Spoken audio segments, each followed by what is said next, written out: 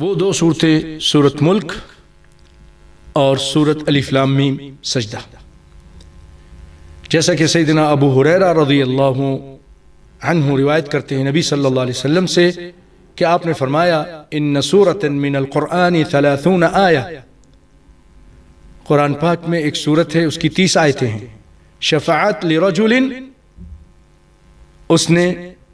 ایک آدمی کی شفاعت کی، حتی غفر لہ، یہاں تک کہ اس کی بخشش کر دی گئی، یعنی اللہ نے اس کو معاف کر دیا۔ وہی سورت تبارک الذی بیدہ الملک، اور وہ سورت تبارک الذی ہے۔ اور امام ترمذی فرماتے ہیں ھذا حدیث حسن، ورواہ ابو داود، اور ابو داود نے بھی اس کو نقل کیا ہے، اور امام حاکم نے بھی اس کو نقل کیا ہے۔ اور نبی صلی اللہ علیہ وسلم نے یہ بھی فرمایا وَدِدْتُ تَبَارَكَ الَّذِي بِيَدِهِ الْمُلْكُ فِي قَلْبِ كُلِّ مُؤْمِنٍ۔ سیدنا ابن عباس اس کو روایت کرتے ہیں کہ نبی صلی اللہ علیہ وسلم فرمایا کہ میری چاہت یہ ہے، میں یہ پسند کرتا ہوں کہ ہر مومن کے دل میں یہ صورت ہونی چاہیے۔ تو بھائیو،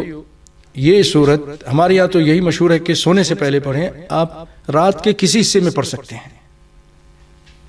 رات میں کسی حصے میں آپ اس کو مغرب سے لے کر سونے سے پہلے تک کسی ٹائم بھی پڑھ لیں، اگر بھول گئے تو سونے سے پہلے پڑھ لیں، لیکن ضروری نہیں ہے کہ بستر میں آ کے ہی پڑھیں۔ سیدنا جابر رضی اللہ تعالی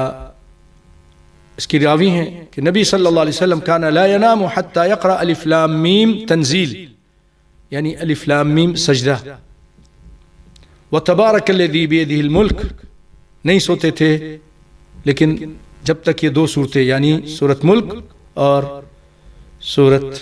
الف لام میم سجدہ جو جمعے کے دن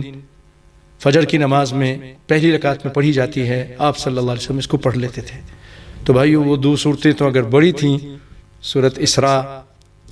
سبحان الذی اسریٰ بعبدہ بنی اسرائیل جس کو کہتے ہیں، اور زمر، تو کم از کم یہ تو پڑھ لیں اور اس کو یاد کر لیں اور رات کے ٹائم اس کو پڑھ لیں۔ وہ حدیث صحیح، یہ حدیث صحیح ہے، صححہ غیر واحد من الائمہ من ائمۃ اہل العلم منہم البانی رحمہ اللہ تعالی، امام البانی نے اس حدیث کو صحیح قرار دیا ہے فی صحیح الجامع میں۔